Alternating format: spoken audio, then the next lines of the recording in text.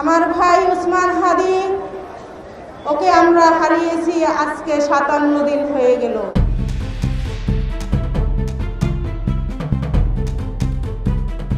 ঢাকা ১১ আসনে জামায়াতে ইসলামী সমর্থিত ১১ দলীয় নির্বাচন জোটের এক সমাবেশে শহীদ ওসমান হাদির বোন পরিচয়ে এক নারীর বক্তব্য দেওয়া নিয়ে রহস্য ও বিভ্রান্তি সৃষ্টি হয়েছে। শবনম খাদিজা নামের ওই নারী জনসভায় নাহিদ ইসলামের পক্ষে ভোট চাইলেও শহীদ হাদির পরিবার দাবি করেছে ওই নারী তাদের পরিবারের কেউ নন। রবিবার ৮ই ফেব্রুয়ারি রাজধানীর বাড্ডায় অনুষ্ঠিত ওই নির্বাচনী সমাবেশে জামায়াতে ইসলামের আমির ডক্টর শফিকুর রহমানও উপস্থিত ছিলেন।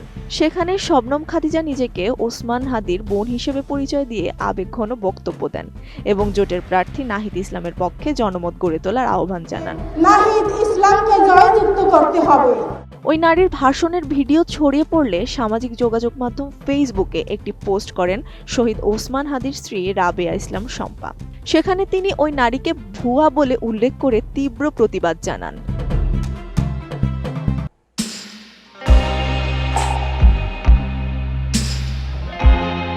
শম্পা তার পোস্টে উল্লেখ করেন শহীদ ওসমান হাদি তার জীবদ্দশায় কোনো রাজনৈতিক দলের সাথে যুক্ত ছিলেন না, তাই রাজনৈতিক দলগুলোকে নিজ স্বার্থে শহীদ ওসমান হাদির নাম ব্যবহার না করার অনুরোধ জানাচ্ছি।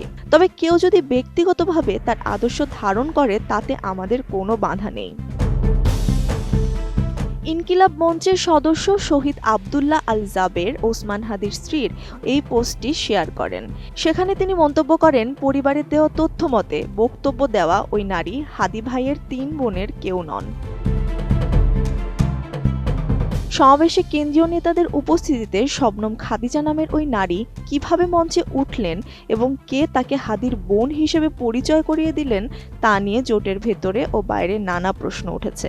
তবে জামায়াত বা জোটের পক্ষ থেকে এ বিষয়ে এখন পর্যন্ত আনুষ্ঠানিক কোনো ব্যাখ্যা পাওয়া যায়নি। ওই নারীর প্রকৃত পরিচয় নিয়েও তাৎক্ষণিকভাবে নিশ্চিত হওয়া সম্ভব হয়নি। জীবনী তনু, ডেস্ক রিপোর্ট, ATN নিউজ।